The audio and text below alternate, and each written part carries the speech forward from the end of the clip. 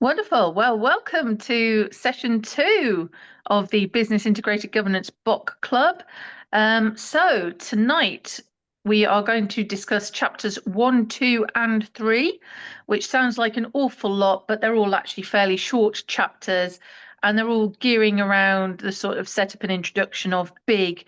So as a little reminder, chapter 1 is just a management summary and purpose. So we've got the management summary and the purpose and audience.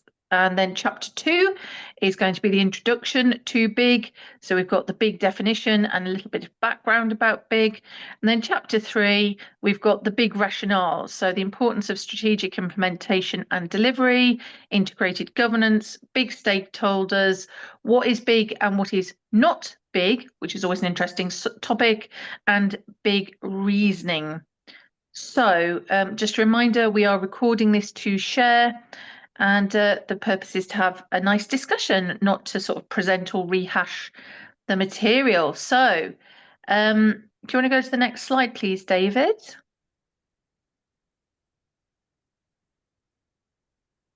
Lovely, thank you. So yeah, well, that's just a restatement of chapter 1 and what's in it. And yes, there are no pretty diagrams. It's a very brief chapter anyway. It's only 3 pages of it. Anybody got any comments or thoughts about chapter 1 before we get into some sort of particular discussion items? No, we're all good. In that case, if you could go to the next slide, please, David. And we'll get cracking on a bit of discussion around it. So we've got 2 slides of sort of discussion points on chapter 1. Obviously, we don't need to cover all of these if we don't like the questions. They're just sort of little thoughts to help us get into the material a bit better. And if we don't make it through all 3 chapters tonight, then we'll overspill into next time. So first sort of group of questions was around understanding BIG and its purpose. So I think this is a really interesting question, and it's certainly something that struck me when I first came across BIG, is how does the concept of business integrated governance differ from other models we're familiar with? I know we had some thoughts about this earlier, actually. Alex, did you have anything you wanted to say about that? Well, I'm freelance consultant and I've worked in small, medium, large, massive global organizations. And what they've had in common is that they've all been very siloed.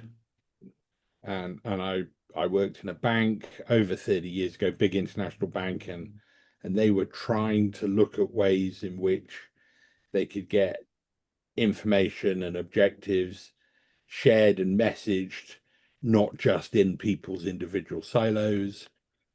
And they didn't manage to do it, or they didn't manage to do all of that. But to me, the fact that governance has to affect all parts of an organization, and if different towers or silos in a traditional organization are working towards the same aim, it's being able to see the picture of the progress, not in your area, but across the organization. So that's my first take from that. Does that make any sense, David? You wrote the BoK. Yeah, it does. I guess when the book was written, it emerged out of a portfolio program and project management governance, and that's where we were primarily thinking. And we were starting then to think about how governance fitted all around that. And we found as we were producing the first draft, we found ISO 37000. So I don't know if anyone knows what ISO 37000 is, but it's governance of organizations. So it's the ISO standard for governance of organizations, which explains all of the shoulds and musts and prescriptions about what governance is corporately. And it was starting to talk about the journey from purpose to vision to strategy, and then the business would then pick up and do things. So when we found ISO 37000, even then we found that it was a very corporate level. It didn't stop. It stopped. It didn't go further down and have its tentacles to go through the organization to ensure everything happened. So yeah, Big I think is very different to other governance publications in that it's not particularly prescriptive, and it tries to integrate as opposed to define what governance actually is, because there are other public works that try to do that for us. Don't know if that was an incoherent ramble, but that's my first thoughts based on what you said, Alex. Okay, thanks for that. Gregor? Well, I must admit that I'm fresh at BIG, so I haven't read the book, and I'm eager to find more about it and get in. So That's I cool, guess, Gregor. That's the whole point of the BoK Club. So you're definitely in the right place. So yeah, I think this whole question, what makes big different, is an interesting one. I don't think I've worked anywhere that we have not complained endlessly about siloed working. So that definitely tracks for me. One of the other things I liked about Big, so I'm only relatively new to Big. I've only been involved for sort of 18 months or so. One of the things that drew me to it when I first heard about it was that we were using governance actually as a tool, as a positive tool, that we weren't talking, about control points and risks, and we were talking about governance as sort of scaffold, because in my experience, people are very quick to jump on delivery, right? Delivery is the problem. It's delivery that's failing, which is where we do feel the pressure endlessly in the P3 world. And I like the fact that this is a bigger look to see if there's something a bit more systemic going on, and whether P3 itself is operating in an environment that is conducive to strategic success, or whether we're all working really, really hard to do something quite isolated. Yeah. Any of that track for you guys? Oh, yeah. yep. Yeah. Gregor, So, you're primarily a P3 person, portfolio programs projects. Is that fair to Well, say? actually, I'm PMO consultant, and I recently used Impact Engine from Lara Bernard from PMO Strategy, US, and we speak the same language. So we have problem with silos. We have problem with people dealing just with project management, nothing more. And every focus is on execution, and all the problems are on the execution, while we know that we have to close the gap between strategy and delivery. And this is about governance and everything around portfolio management also. And we are really trying to set the PMO a little higher, so that it deals also with strategy preparation and strategy realization, and not just execution. So meaning that we want to we are building PMOs which delivers value and impact, not just projects. Yeah. Yeah, That's no, I why hear that. I would like to know more about BIG, because in that sense, I need more expertise on specifics, how to work around strategy and delivery. that rings a bell with me. I mainly do recovery, project program portfolio management recovery, and it's about 2/3 of the last 20 years of my career. And in every single instance, and most of these are very large organizations, it is governance and definition. If the governance and definition is right, the project program portfolio succeeds. Exactly. So when you look at governance, you might be saying it's the program board. Do we have the right people on the program board?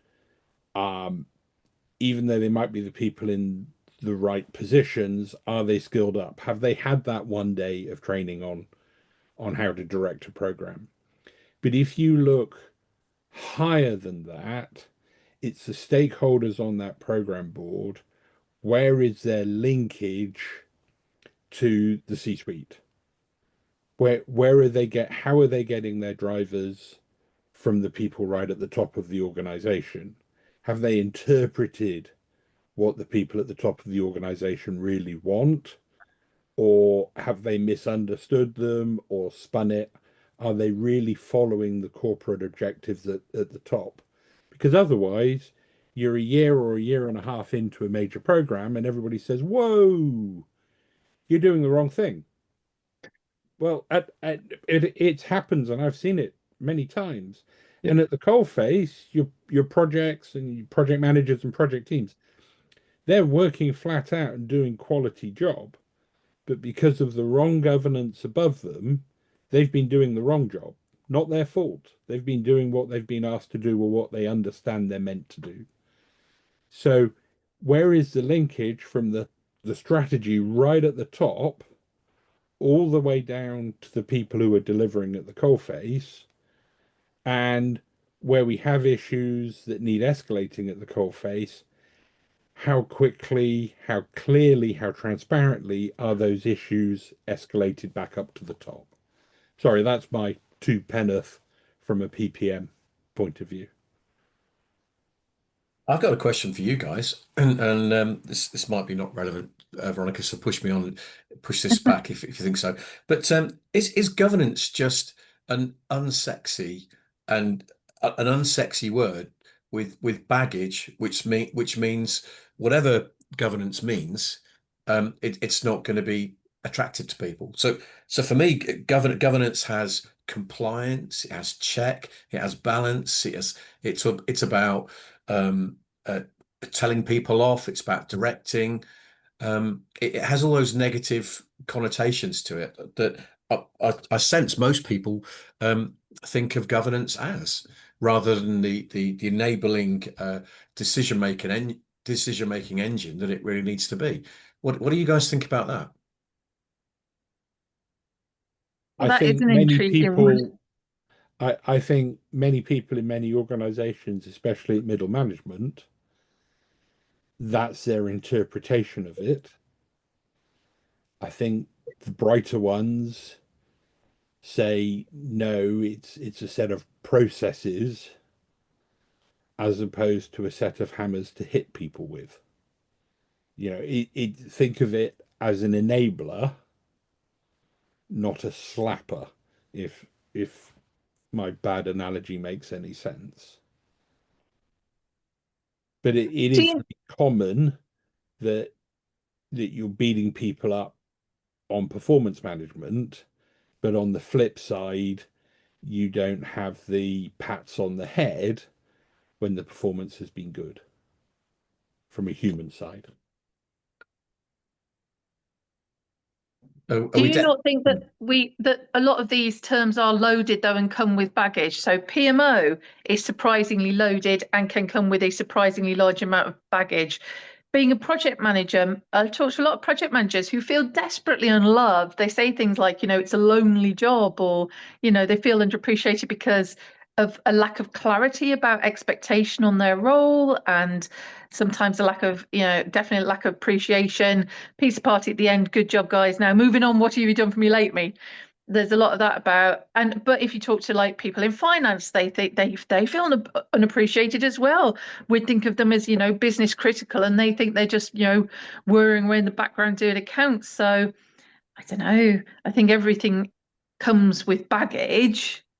I do think it can be quite laborious within an organization to do your sort of brand positioning and your positive marketing, though, can't it? So, yes, whatever it is might seem dull, but actually my version of it, my team, my role, my project, my processes are brilliant because Yeah. I think you just touched on a fair versus unfair accountability theme there. When I started in the early 90s, it was very common that if a project was a success, the sponsor got a big bonus. If the project was not seen to be a success, the project manager got fired. and again, that's about fair versus unfair accountability. And however cynical you are about those management cultures, is that the best way of the organization operating? I don't believe it is. As you know, if I'm a shareholder in that organization, do I believe that that culture is going to get me the best shareholder value? I don't. I don't know, but one of those things that you very, very rarely or ever hear in conversation is a CEO asking for more governance. Mm. So I think this word really has baggage. Gregor, what do you think about that? Are Well, you yeah, just finish the question. well?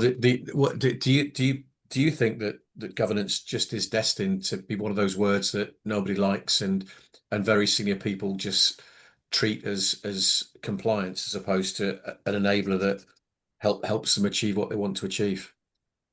I'm thinking that maybe not about liking, it's maybe in most cases that I see that people become leaders in some way from, let's say, from technical background, and they're usually self-learned leaders. And the most maybe easiest way is just to push. They Yeah. don't do governance. It's a lot of pushing, managing, micromanaging, and when you get technical guys who are leaders, they get always in the weeds,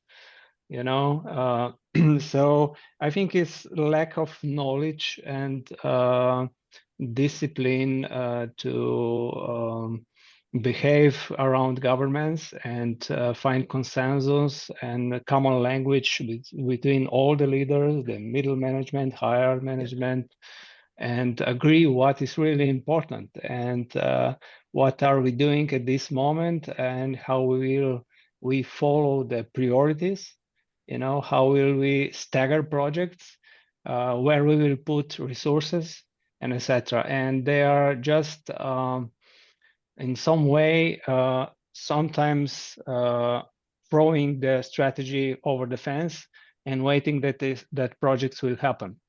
And leaders which are in the silos, as we talked before, are pushing and pulling and giving everything for their field, and they are not in consensus with the portfolio, with the leadership. And from that point of view, nobody knows exactly what's the priority.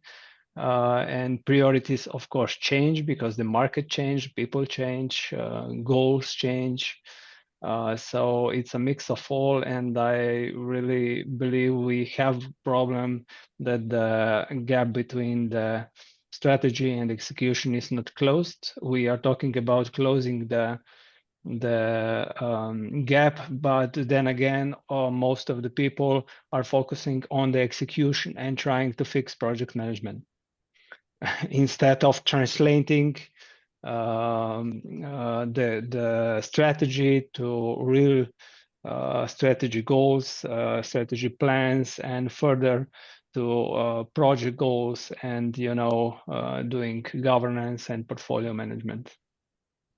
Yeah, I don't think that the focus on project management as being the engine for delivering projects, I think, is unfortunate, in that I don't think projects are the way to deliver all projects.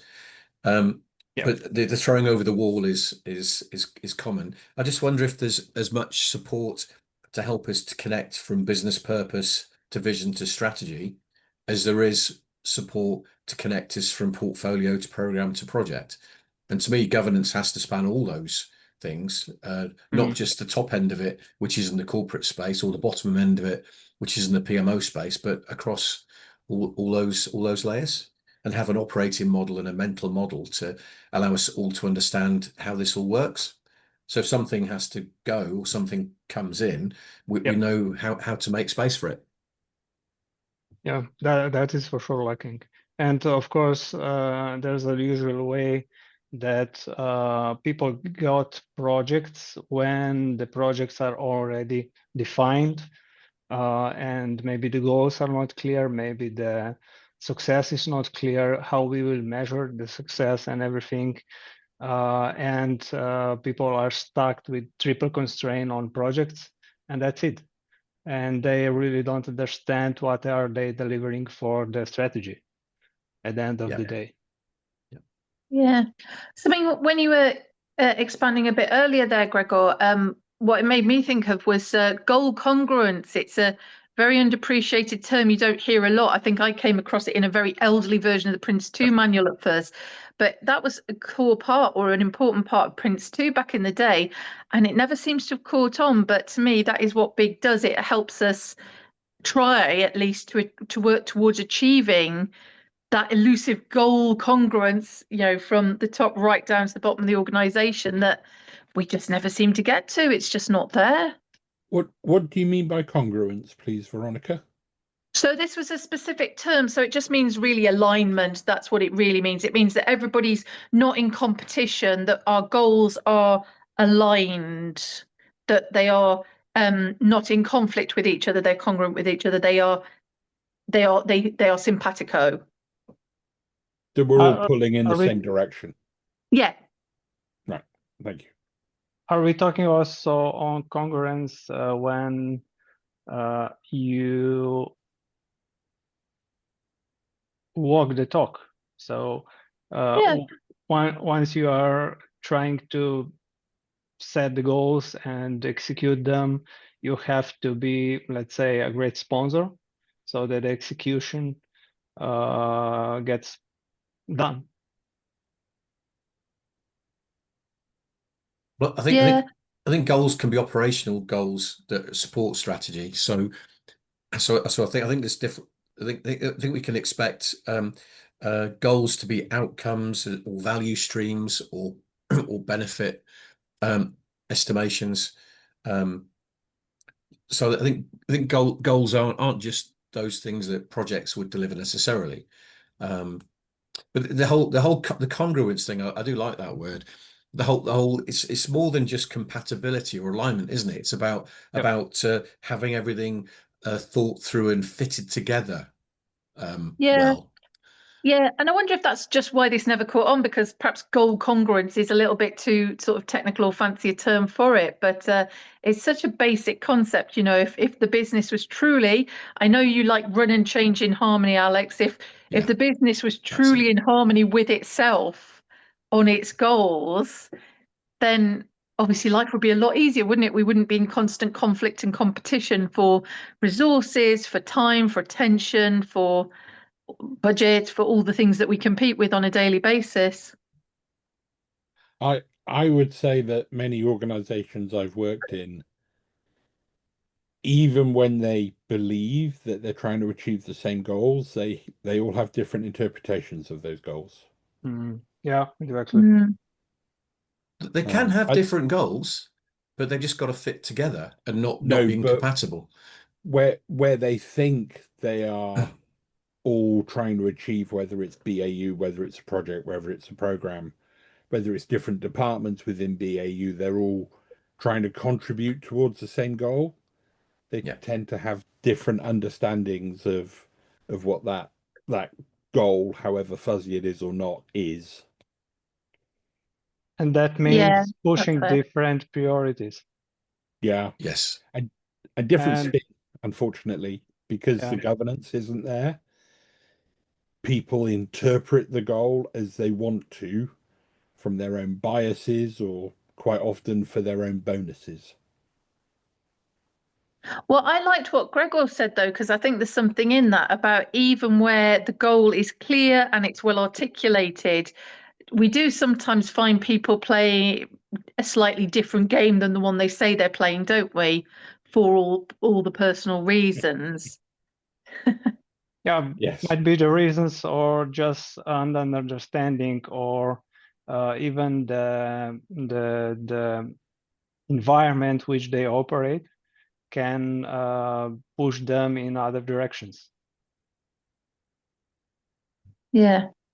But for me, it's really I would say that this congruence is quite good approach to the problem, because the biggest challenge from my point of view is about the relation from execution of projects to sponsors. So management is usually a sponsor, and if a manager who is sponsor is not clear about the goals, is not participating on the defining measurements of success, if he is not involved to discuss about and govern around other business units the importances and the removing the obstacles, assuring resources, and etc. So it's a lot of to be done from sponsor view, and to make the execution happen. So this person really has to see it all the way and lead it all the way. I think we need to be very clear on the difference between accountability and responsibility. I saw somebody posting today about this idea of a strategic project manager, and I pushed back and said, I can understand somebody that owns the strategy and is accountable for the strategic objectives, and I can understand a project manager who's delivering, who's responsible for deliverables against the objectives. But if you have a strategic project manager, you're starting to overlap the accountability and the responsibility, and therefore the role of the sponsor then starts to disappear. And in any case, is a sponsor the person asking for the project, or is the project the person asking for the sponsor? Which way round have we got this? So I think there's lots to explore around sponsorship, and whether projects emerge from a sponsor out of objectives, or whether sponsors need to be found to fight a cause for a project I want to run. Well, we need to be clear. I think it's can be quite clear, because project managers are responsible to execute the projects. Yeah. And sponsors are usually business owners of the outcomes of the project. So it's clear that the one who is accountable, so sponsor, is responsible for everything to happen. Well, he is accountable, or she is accountable, but in my world, or in my sort of more recent experience, I've seen that the responsibility being very clearly delegated to business leads more often. And so the sponsor still retains the accountability, but the business lead is responsible. And they see their role seems to be really beefing up in general. They seem to be really tasked with basically being the project manager on the business side. And there's been a lot of problems, again, in my world, in my experience, with sort of definition of those responsibilities, and where that sort of, there's been a definite blurring of both responsibilities and accountabilities between the sponsor, the business lead, and the project manager. There has definitely been confusion. So there's probably something there that might be interesting to explore. Yeah, that's true, because also a lot of business owners or business unit leaders are also project managers, because management just gives projects to the business unit, and the boss takes over and lead those projects. And this is really bad practice, which leads to chaos, not to project management. A recipe for disaster. Yeah, in my humble exactly. opinion. Because you have one person you have business owner, sponsor, and the project manager, and the technical advisor. Don't forget that one.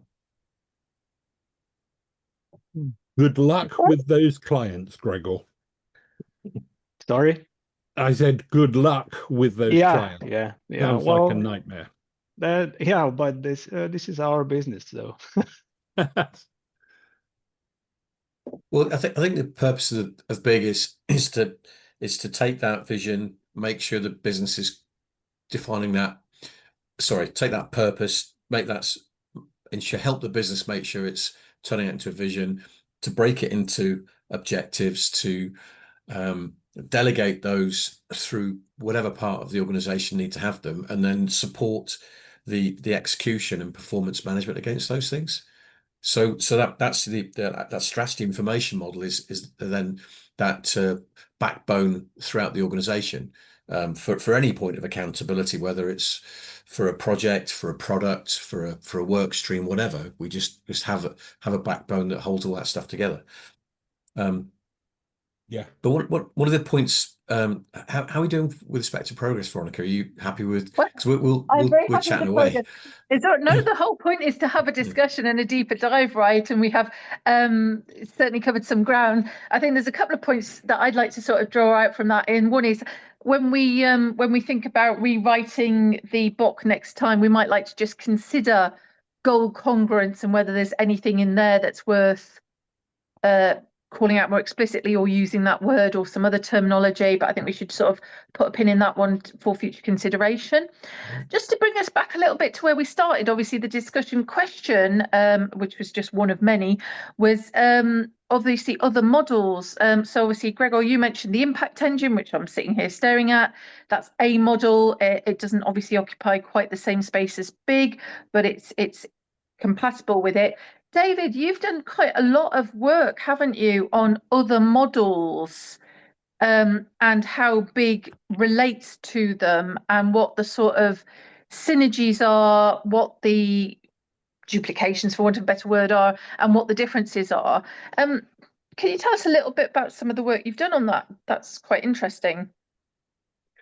Yeah, so I was mentioning to Gregor that as we were drafting BIG, ISO 37000 governance of organizations was in review, and I grabbed a copy of it, and that's very much about the standards. If you have a governance professional, ISO 37000 explains all of the stuff that you should do.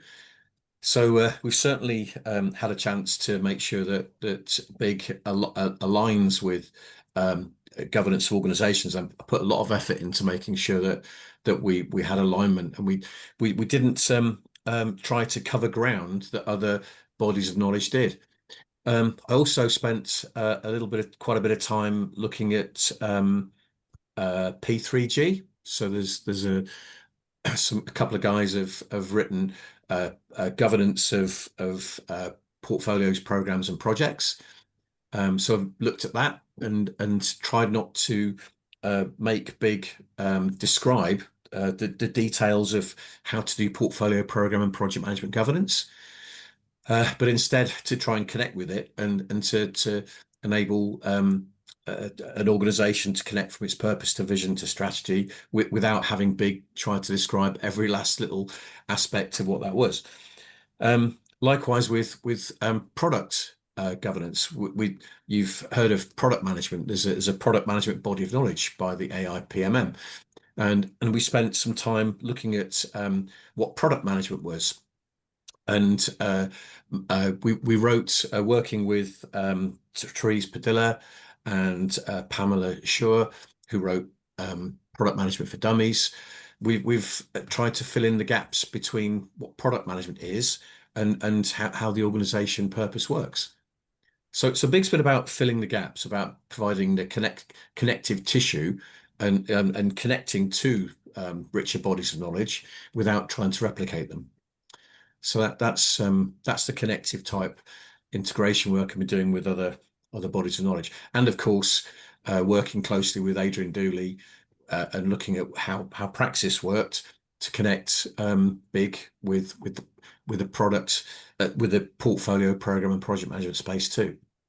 So yeah, we spent a lot of time on this. I'm not sure if that fully answers your question, Veronica, but. Well, it's more to raise the point that work has been done. I wonder if there's an interesting session lurking in there, not for the BoK Club maybe, but just in general to sort of show compare and contrast a little bit. Anyway, shall we return back to our discussion points then? So that was point 1 on chapter 1. Just a Shall we very quick back question. May I just, Oh, sure. Gregor, just very, very quickly, are you aware of ISO 37000? I don't know how much that comes across to people. Not in details. A lot of people in the P3 space aren't aware of it.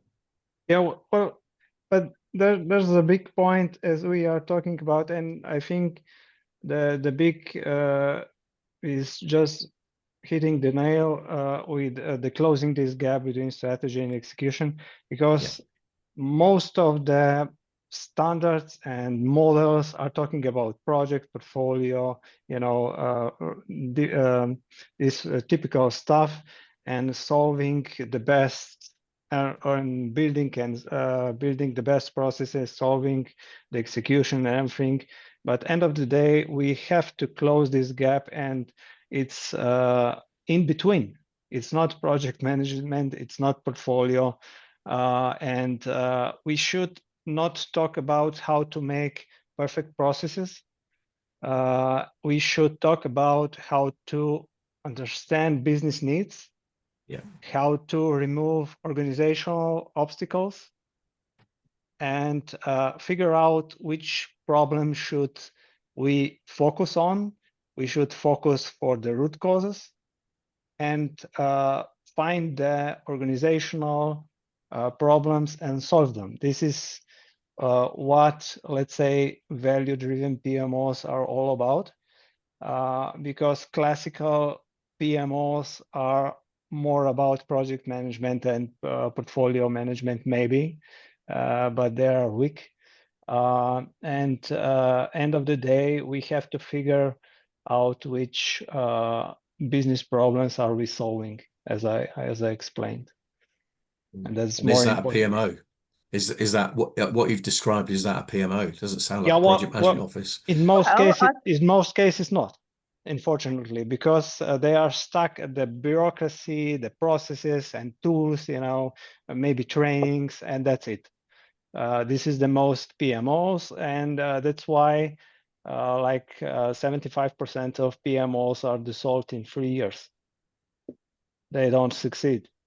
So well, they are doing something quite time limited, but I do think there's a role for the properly embedded enterprise wide.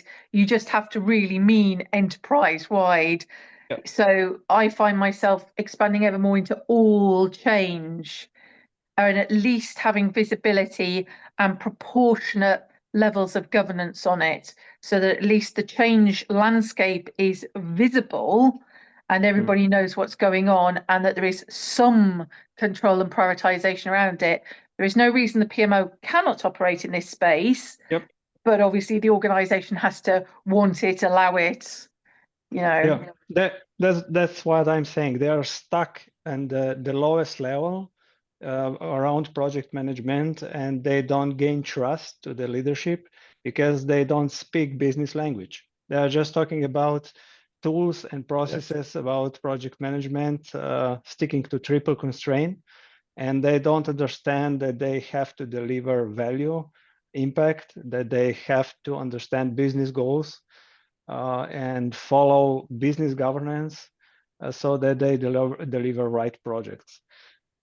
So we actually talk about that PMO should become a navigator for the leadership, handling all the things around project management, portfolio, and governance, and make the best information for decision making for leaders. So I call that function business support. I wouldn't phrase that as a PMO. To me, the P is a misnomer now. In that scenario, you're talking about a business. Business, they're not necessarily projects, although projects are a huge part of it. There's a different language for it. We need to find, I think. Yeah, you're right. Yeah. Well, I think that's why we've moved on to trying to talk about transformation management office or value management office, and find these other words for it. And perhaps we will move away from the MO as well. Perhaps we will find a better word for this thing. I'd like that.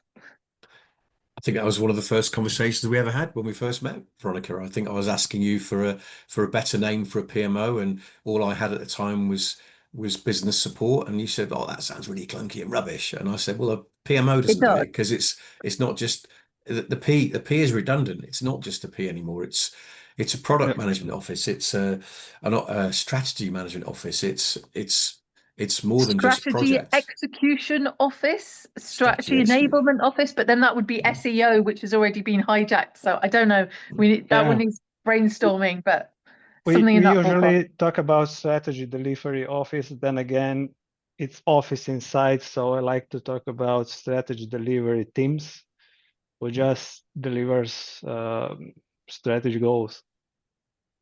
But then again, as we are in the PMO space, people know what we are talking about.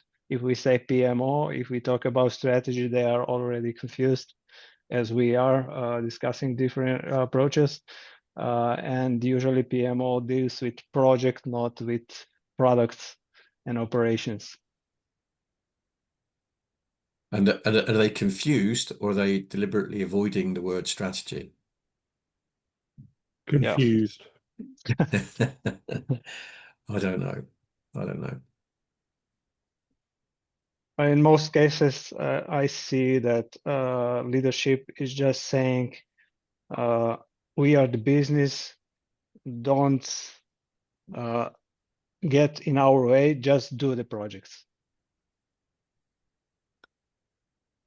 Well, that's yeah. It's a projects things that need to get done to the business, or are they things the Yep. business needs? They're the things the business needs, really, aren't they? So there's yeah, there's a I'm different trying to culture say there. that the business is creating this gap between strategy and delivery because they are not communicating, they are not allowing to work with the execution in the, let's say, good governance Yeah, way. yeah. So if I run a management team, if I run a department, I should have local change that I'm looking to drive to make my department better. I want my department to hit its KPIs. I want my department to support strategic projects, and I want my department to support the asset creation of the assets the organization needs to create future value with. So, department manager, I think I need to be aware of all of those aspects to governance and support all of them, um, rather than pretend that they don't exist. I think we've had a very, very good discussion Hmm. on that first bullet point. Well, and actually on the second though, so the second one was going to be the text mentions lasting cultural change. What kind of cultural shifts might be necessary for BIG to succeed? I think we have definitely covered a bit of turf in that area, right? I think it's about clarity from the top and clear communication all the way down to the bottom. Don't silo people, don't do the old-fashioned mushrooming. People from a human level, people I think generally work better when they understand why they're doing something and how it fits into the bigger picture. It it seems nonsensical to me that you're not giving them clear visibility and communication of why something's being done, how it's being done, how well it's being done. But that might just be a personal bias. I'm big on communication, sharing, and transparency. I think there's something in that though, isn't there, Alex? Like there is a very small number of people who just like to be given a clear set of tasks and execute them. Most people who work in any way autonomously benefit from some context, some bigger picture, some direction. Yeah, and I understand I worked in the defense ministry of defense supplier when I was younger. There you're not given any context because everything is confidential. You just get told build X, Y, and Z. You have no idea what X, Y, and Z will be used for. You're never going to be told. Um, and you will build X, Y, and Z, and then they say, nope, this is not what we wanted. and we say, but we fulfilled the contract, pay us. So in that sense, I can understand the confidentiality. And for some things that are extremely commercially confidential, you're working towards prepping for a takeover or a merger, then you won't be sharing as much throughout the organization. But in most cases, the not sharing is just to the detriment of the organization. Shall I shut up now and let you get on to the next bit? Well, the whole point is simply to have a nice discussion. So I think, go on. I think that beside clarity, which I totally agree that goals has to be clear and communicated downwards. I really like ProSci golden triangle, and we should not forget to include people's side. So we are talking about that strategy, leadership, project management, and portfolio management has to be really connected with people, and meaning that we have to handle all the changes we are doing through the people, with the people. We have to engage them, and etc. etc. If we do not connect this triangle through leadership, project management, and people side, we end up that projects are not delivered with passion or with care. People don't understand what we are delivering. We know that there are different types of projects, but we have to understand that projects are the ones who are bringing changes all the time, and projects are the ones who are setting the operations. And we really need to have people who understand what they are doing, and they need to be engaged in early stages so that they can deliver what we expect that has to be delivered. I've Yeah. got one more perspective on culture, because we say here about what kind of culture shifts might be necessary to succeed for big. Well, in the project program portfolio space, we've understood that we need to manage milestone benefits to objectives, and we've grasped that as organizations that we'll have a support function to look after that, make sure it all works. But what support function have we got in place for an organization that manages the connection of purpose, vision, and objectives? When I don't think there is one necessarily, and certainly there isn't one. There isn't a culture that enables me to connect from milestone to benefit to objective to vision to purpose. So I think the culture needed is the culture to operate operate a way of doing things to connect from purpose to vision to objectives, like we've got the culture with milestone to benefits to objectives. Does that make any sense? Yeah. Yes, and I'll just say one thing, Gregor. Projects do most of the change, but organizations do also manage change through business as usual. Yeah. It's not just projects, programs, and portfolios, but the big changes are usually through project Yeah, but programs and the big portfolios. changes, or let's say also the middle changes, should be handled like projects. If we don't handle them like projects, we have a lot of changes going on, and we lack then portfolio management, governance, and everything around. And we get in today's chaos when it's too much going on, and people are full of changes and they don't digest them. And I think we have some of the root causes around that, because there is a business unit who handles a lot of changes and is handling operations and changes and etc. etc. And this is being done in all the silos. And there is a mix of resources when doing those projects, and we end up with chaos. Or on other hand, if you want to govern, you need clear portfolio.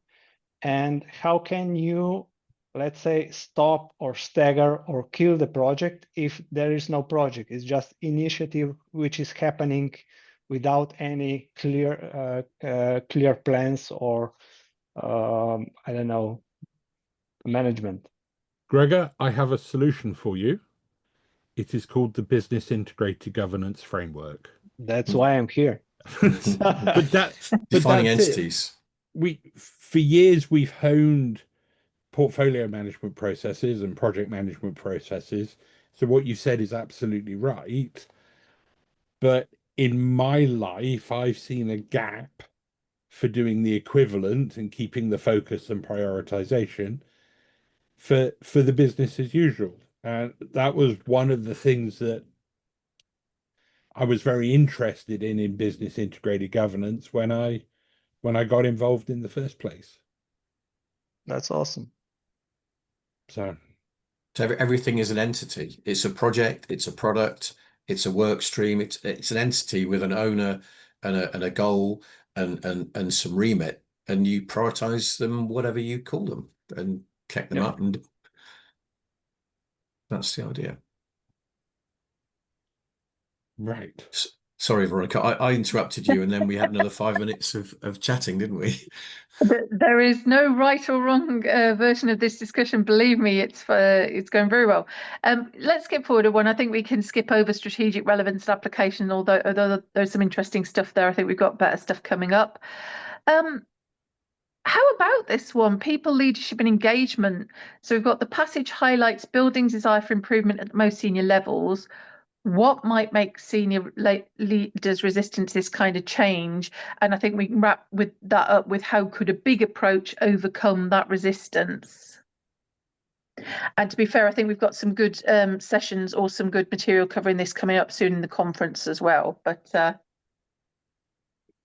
just as a thought, I know you have some thoughts on this, Alex, don't you? But keep it polite.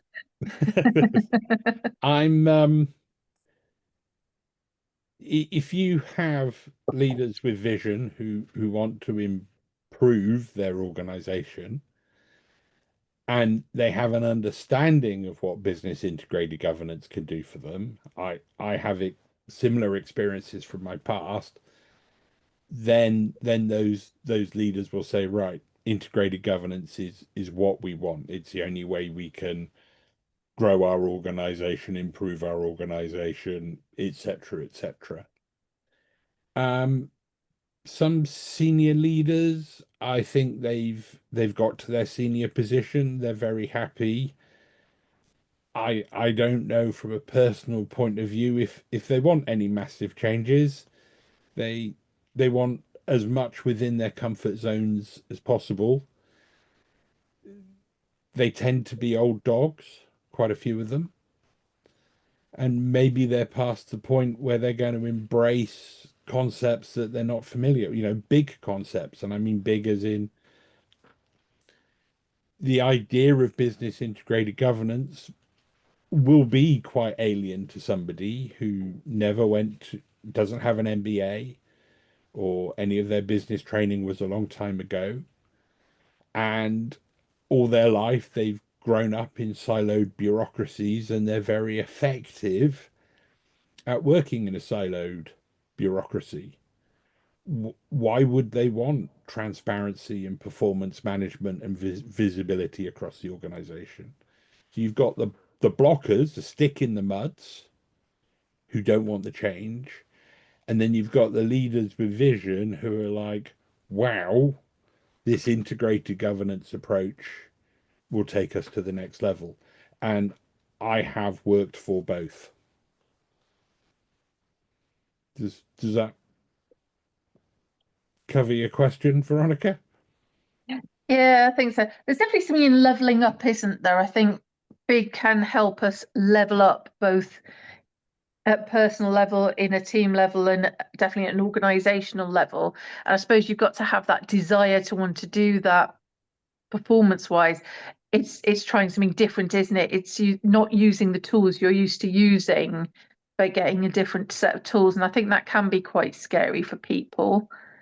David, I know you've had a lot of thoughts on this subject. So why don't senior lead why might senior leaders not like the idea of big? I think it's hard work. I think it's hard work. I think to and perhaps they don't want to have the discussion which might expose their lack of readiness to or lack of preparedness to have the linkage from purpose to vision to strategy. Do people want to be exposed for having a poor appreciation of purpose, um, a, a lack of justification for the vision they have to support the purpose, and lack of justification to explain why they've decided on the objectives they've set, and lack of justification as to why they have the projects, products, and work streams to deliver the objectives they've set. If that, for me, that exposing that mapping is pulling trousers down and like really poking people around. I don't necessarily think it's a very pleasant experience unless somebody really wants to embrace it and fix it. I don't know if that was too crude a way of putting it, but No, I think that that level of transparency, unfortunately, in many organizations, for some senior leadership, would be turkeys voting for Christmas. It's it's not going to keep them in a nice job with big bonuses. So why on earth would they want to do something which is going to show that actually they haven't been doing a very good job? Thank What you, do you Gregor. think, Gregor? I mean, is that just because me and Alex we'll sit here and we chuckle and laugh at ourselves talking like this, but are we alone? We're not alone in this. I'm Yeah, sensing. well, I don't know about big, but it's about change, so I can bring a little diversity in thinking and or in a view. I really love that you have this people leadership side engagement chapter in the big, because it's all about how to do it, and people deliver at the end of the day. And if we can connect the leadership, project management, and people, we are winning. And if we discuss about where are the problems in the execution and the gap and strategy and blah, blah, blah, we always come to people. We have problems with egos. We have problems with people who don't work together. You name it, you got it. So this is for me really important thing, and this was one of the things I have been missing like 20 years in my experience was while I was employed in industry, and we haven't talked about much about people and change, delivering change. We of course talked about soft skills and everything, but then again you need to connect all those through as I said. And from my point of view, maybe it's about change about big or something else, it's all the same. We really need to understand that people side is really important. And I think we need to understand while we try to make the change to the leadership, we need to understand what are their goals. If we will solve their problems with the big, this will help them. And we really need to understand their wisdom. So what's in there for them? If I put it in that way, they have a lot of interests. You know, might be political, might be personal, might be I don't know, whatever. And if we understand their goals and with them, we are one step forward that they will maybe accept BIG because they will know how to explain to them which kind of problems they will solve for them, what they will gain from the BIG, and etc. And if we are just pushing the framework or how BIG is great and fine and everything, this will not happen. Yeah. So Yeah. from my point of view, this is the classical change resistant challenge. That's a big bit of these first few chapters is like, who's this for? Yeah. So what are we looking to solve? What are the challenges that BIG approaches, and which stakeholders can benefit in which ways from it? Because there are lots of stakeholders, and Yeah. product managers different to project managers, different to PMO leads, different to department heads, different from internal audit, different to there's a whole lot of perspectives that we need to support and keep happy with our approach. Yeah. So the whole I think just the third chapter is a lot about the big rationale. Why do we do that? Who would do this, and why would they do it, and what might the benefits be? That's we can speculate and offer guidance and thoughts in a BoK, but we really need to equip people to ask those questions for themselves of their situation and work out who has problems with them, what problems they are, and what the vision could be to solve those. That's we need to give them the BoK to help them through that journey, and it's all about people, as you say. Yep. Okay, we've got a bit of an ongoing internal debate in BIG, or not even a debate really, just a sort of this question of who should drive it, who is best placed to drive it, perhaps, and we've gone around a few answers to that. I think the who is the sort of running favourite at the moment. I was just wondering when we were talking earlier there whether it's the new coup. So the one who is newly in place and doesn't have that baggage, has nothing, however it is, was not their fault. They weren't here, and has that clean sweep opportunity to start afresh, and hopefully in a genuinely no harm, no foul, no blame kind, no regrets kind of culture where, look, what's gone is gone, we're doing it new. But food for thought, I think. There's a bit I would really like to cover that I think is quite interesting about value generation and creation. So, David, do you want to skip forward? There's a whole slide on that about value. Plenty of other stuff we can talk about as well. There we go. So, value, purpose, and performance. So, the text distinguishes between value creation and value generation. In fact, those blue bits are the definitions that are right up there at the start of chapter 2. How clearly, I mean, in my experience in PMO, benefits is very, very, very poorly understood, very underbaked. Value is a new and different way of talking really about benefits, but obviously much overlap. So in the BoK here, we've got value creation, so work related to basically making the thing. And then we've got value generation, which is exploiting the thing. So I think this is worth digging into.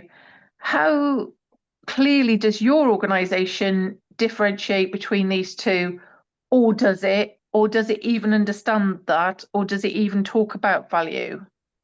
Has anyone got any thoughts on that? Well, cynical hat on. Value has been a bit of a buzzword, I would say, in the last 10 years of my career.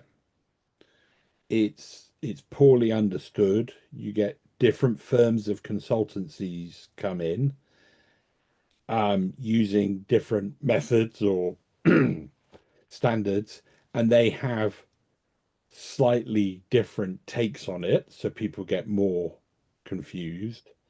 But they do understand the basic concept of you build something or deliver something, and then you exploit it. The terminology, I think, is probably slightly different amongst each different organization.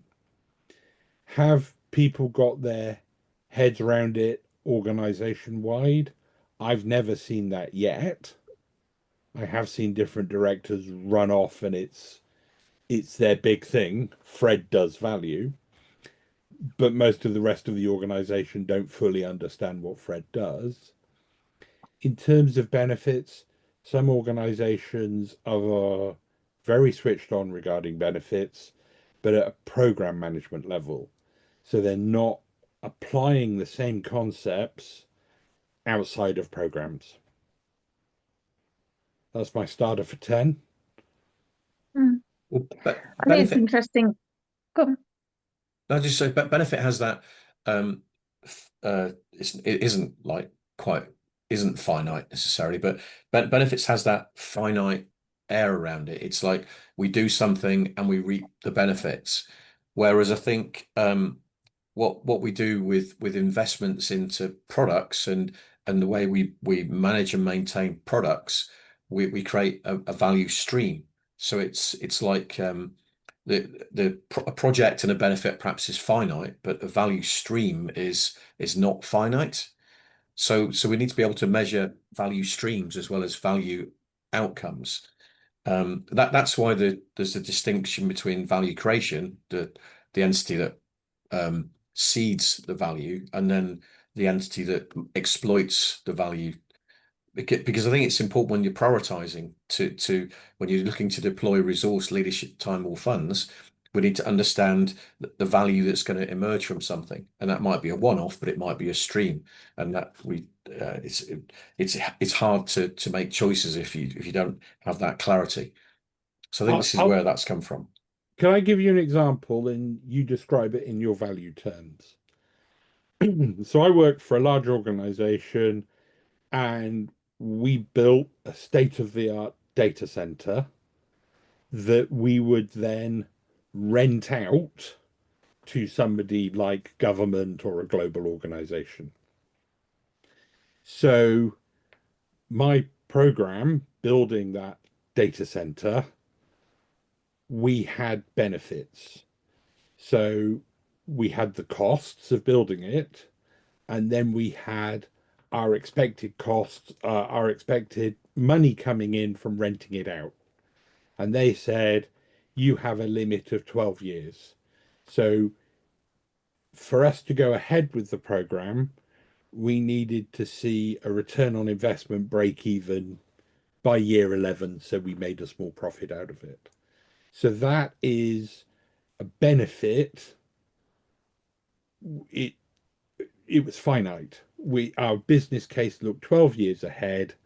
Did you get a return on investment within 12 years? In fact, what they said to us was, if you don't get a return on investment by year 11, we're not going to go ahead with the program.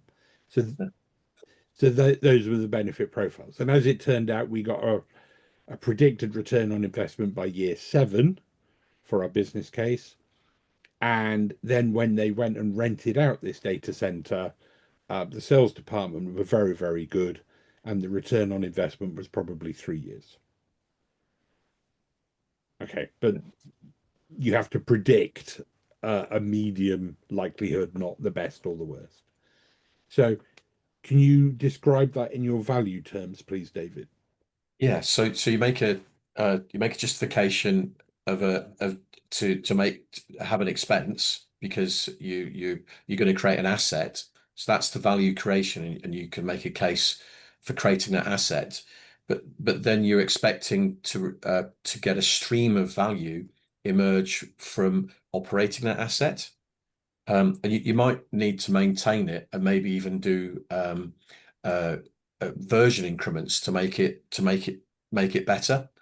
So the life cycle for this investment has maybe some project work to create it, some project work to do some fixes and adjustments along the way. But it's the value is going to emerge from operating the asset, which is business as usual. So that's and we might if we were in my estimation, my use of benefit language would be if I had an old data center, I might get some benefits of replacing the old data center that would enable me to make a savings-based case for putting in the new data center. So that's how I'd use the word benefits, but I'd use the word benefit and value stream differently. Benefit to me is I know you can use it more broadly than this, but I'd use the word benefit around project, and I'm going to get a burst of benefit in over a finite period of time, but the value stream might last a bit longer. Is that just playing with words? It might just be Well, playing with no. words. So that data center was completed and rented out to a government department about 25 years ago. I got a pat on the head when we delivered it, and the benefits, it looked like we were going to achieve the benefits. So over this 25 years, they have evidently spent money on maintaining that asset and, maybe better electricity or better cabling or something, but they're still generating income from it. So my program business case was limited at 12 years, but this was 25 years ago. So you're saying when we handed that asset over to BAU, they now have a value stream where they have money coming in at the top minus money spent on maintenance. Is that Yeah, they'd have is to that what you maybe mean by a value stream? yeah. So it's a flow. It's a flow of income from an asset. And the point is, it's like when you're trying to prioritize, when you're prioritizing between operating, making change and investing, we need to understand what the pros and cons of all those things are, so that we can decide where to deploy this money. So we've got this notion that we've got we might need to spend money on change. We need to spend money operating the business, but we also need to create assets and products that allow us to generate money with. So we just when we're looking to prioritize and integrate everything that we do, then we just need to understand what kind of entity it is that we're dealing with, so we can score it appropriately. So if you had 10 potential things to do, you would estimate 10 value streams, and you might only pick 4 of them because they're giving you the most bang for your buck. Well, there's the 4. It depends.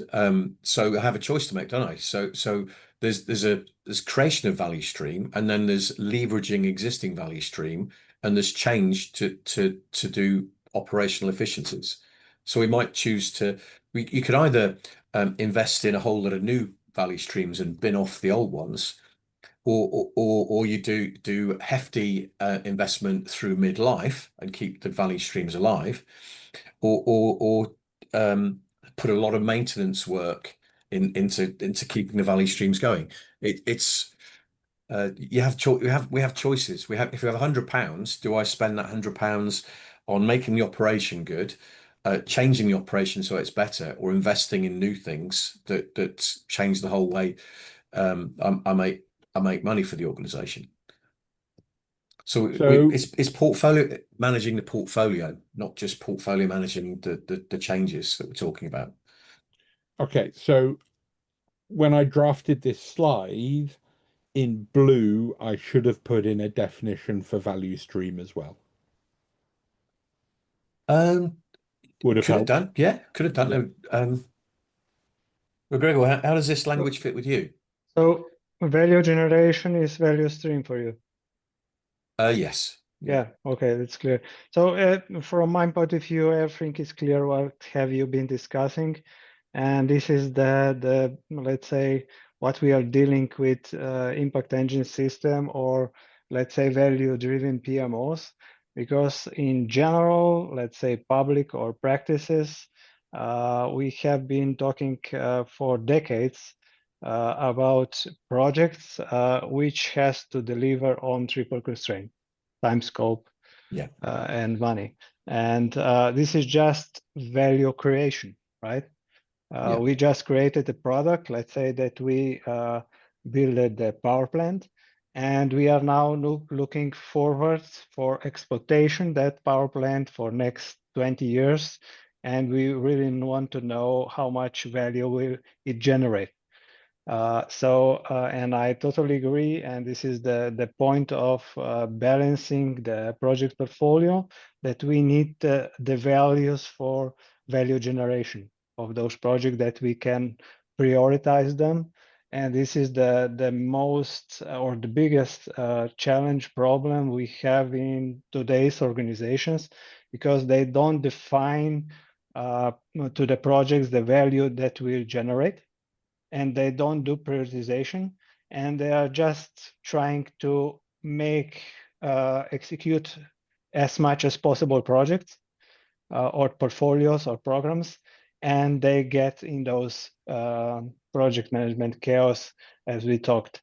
And I think one big change happened 2 years ago in December of 24, yeah, when PMI decided that for project management is not responsible only for scheduling and triple constraint, that now they have to redefine the role, and the project managers has to be also responsible for value delivery.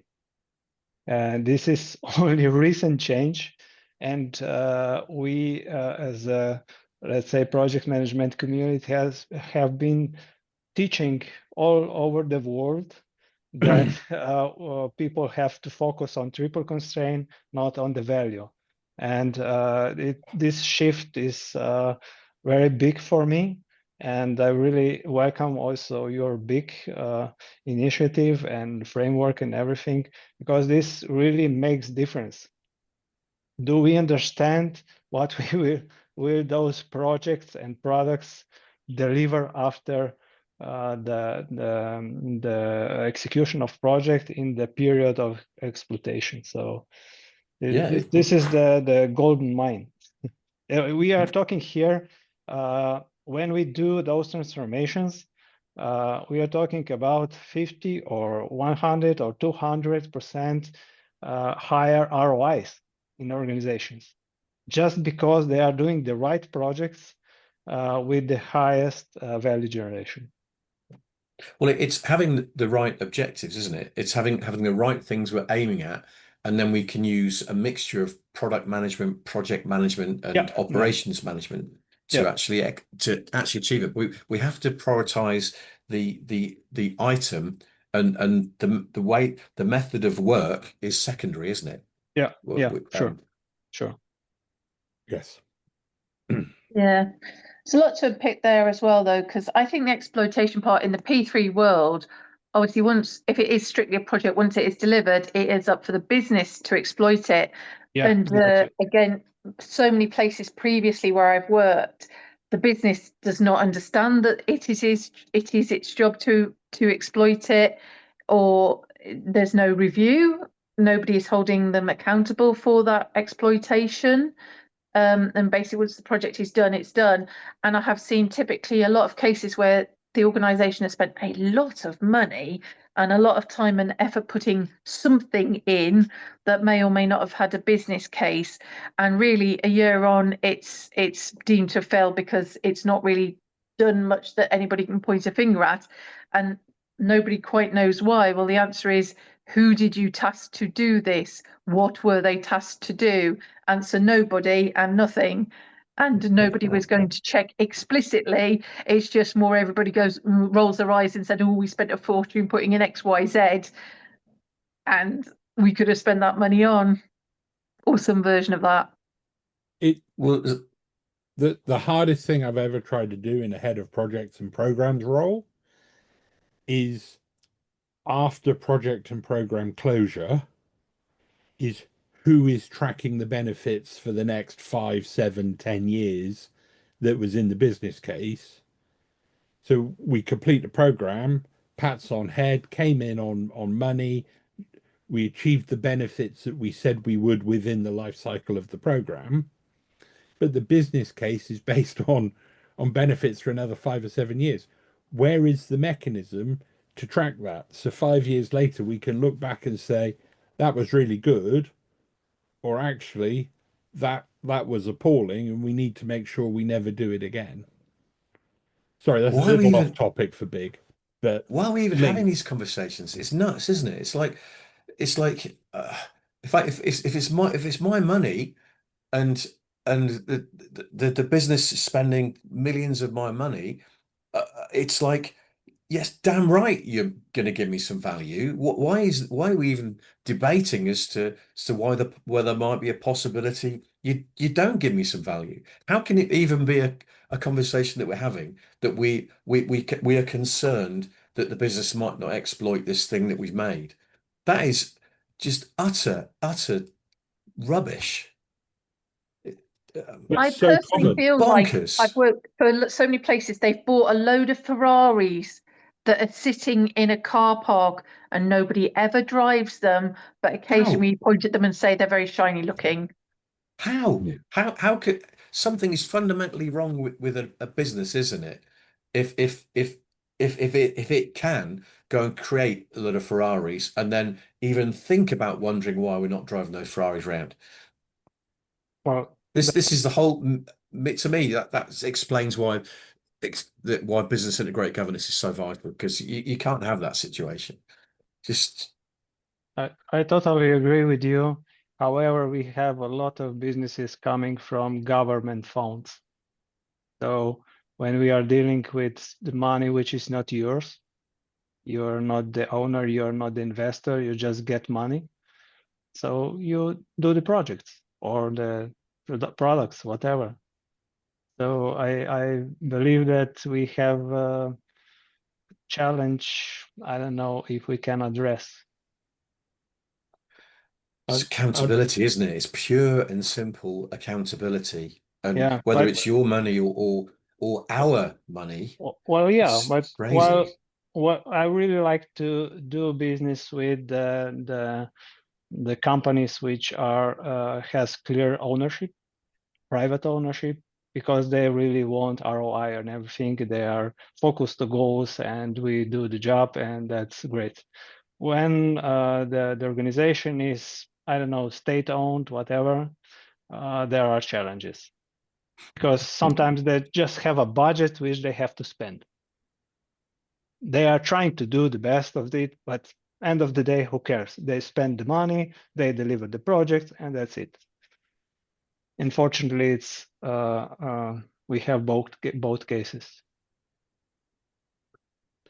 In my career, not just public sector, sorry, yeah, not just public sector, large private sector bureaucracies.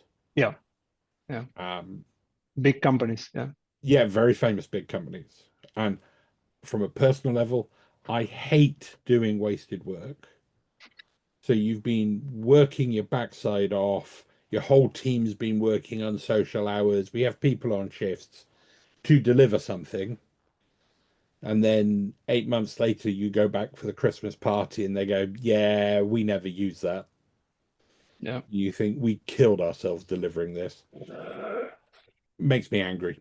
Sorry, that was a And little Last aside. week, my client said, "We understand this, and we set it business goals. We set business cases. We delivered projects, and now we need to value how are we doing. But then again, they tried, and it's not looking very well.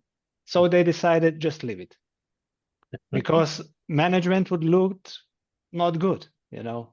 It's the Yeah. mirror to the management. We are not choosing the right projects. We are not doing the projects. We are not productive. We are et cetera, et cetera, et cetera. And they don't like to do it. And there's a problem because you don't know the value you are delivering. You are not circling back to the projects you are trying to deliver next.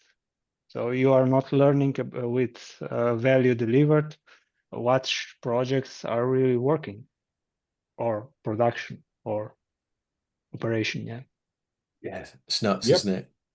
Yeah. This is why I think big is so needed, but it's also why a lot of resistance may be Yeah. pushed up against it.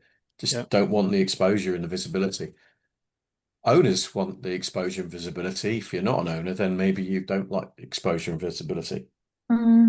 So that disconnect between what the business needs and what people in the business with the power want. Want, exactly. And Yeah. they always usually want something. Yeah. Well, and don't we all, which, might be super high-minded and for the greater good, or it might be more personal, but whatever it is, I think big will be more likely to succeed when we can get true goal alignment and true incentive alignment and true objective alignment. Yeah, absolutely. Can I make a little point? Is it that Just it's 9 looking, o'clock, Alex? Yeah. it is, and we've kind of done this slide, I think, very well. Do we want to leave the next slide to the next appointment? And Gregor, will you join us in January? Yeah, I will do my best to join you, and I would like to do it next time because it's really getting late for me. Yes, it is later. Yeah, well, we've got some choices. We haven't actually got as far as chapter 3 yet, so we could leave that till next time, or we could go ahead with the principles as planned. So that was what we were scheduled to do in January. So I'm easy. I know there's a lot of people will watch this on replay, so I suggest we just solicit a little bit of feedback and see what people prefer. But this is very much demand led. So if we want to just plow on and do chapter 3, then I'm sure we'll have a great discussion on that. Do you want to just skip forward a few slides just to show, past the discussion points? Keep going. There's a lot in chapter 3. There The is a whole lot in rationale, chapter reason. 3, and to be fair, it's probably worth it. So, thoughts to leave you with. This is just some ideas to reflect on, personal reflection. What parts of big framework feel relevant to you and something you could maybe think about actually putting in whole or in part. After reading these sort of 3 introductory type chapters and the rationale, what questions or uncertainties have you got still about how big actually works in practice, or indeed just works in theory? But what are your questions? Do feel free to email those in. We love feedback, we love questions. If you were going to champion big, where would you start? That is an interesting question. Looking back at everything we've discussed, what feels most powerful about big? If big were a mindset rather than a model, I quite like this one, and it's a bit of an abstract one. What would that mindset sound or feel like in day-to-day leadership and teamwork, and so on? So just some thoughts. And as I say, we had planned to, if you keep going, David. Yeah, so we're not doing December, we're going January 12th. So whatever we cover, it'll be January 12th. That'll either be chapter 3 or principles, 7:30 till 9 p.m. UK time. Forwarded one more. Yeah, that's the principles. If we do that, they're really interesting. They're definitely worth a standalone session. Only 3 pages of the manual, but there is a lot to talk about in those. Really good when we get around to it. Final one, David. Yeah, that's it. Thank you and good night. Thank you, everybody. That was really, really interesting. I can't wait to see what the transcript says and what the AI says we've been talking about. And what we have to do. Indeed. Yes. Action points. Action points, the next Action. step. Yeah. Well, All right. Okay. Nice talking to you. Happy New Year. See you all in January. Yeah. Thank you very much. Bye. Bye. Happy New Year. Bye. Ciao. Thanks, Ria. Thank you. Bye.